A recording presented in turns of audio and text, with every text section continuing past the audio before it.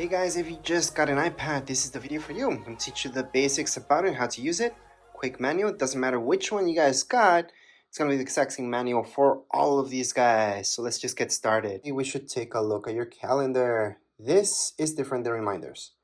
This is where you guys can go on and put in any major alarms that are going to repeat themselves throughout your calendar year, such as birthdays and all that stuff.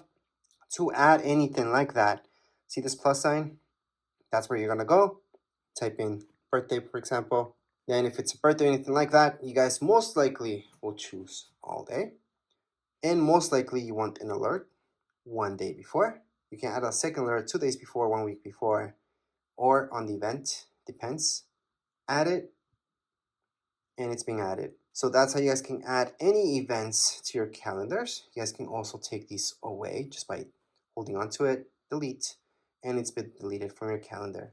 So that's how you guys can delete or add anything to your calendar. And last but not least, to search for any apps, besides going all the way here and just looking at them, you guys can tap here and search for a specific app, such as books. So there you go, there's books, gonna find that. So that's for specifically for apps. And if you guys want to add any widgets to your screen, you guys can always just hold on. You guys are gonna see the plus sign on the top left hand side and add any widget you like. I'm just gonna do batteries for now. And there's my widget for batteries. That's if you guys want to bring back any widgets into your home screen. Or you guys can move this as well. So edit home, and then just move this to your secondary screen. Doesn't have to be in your home screen. It can be here. So there you go. That's the difference. So you guys can have your widgets there as well.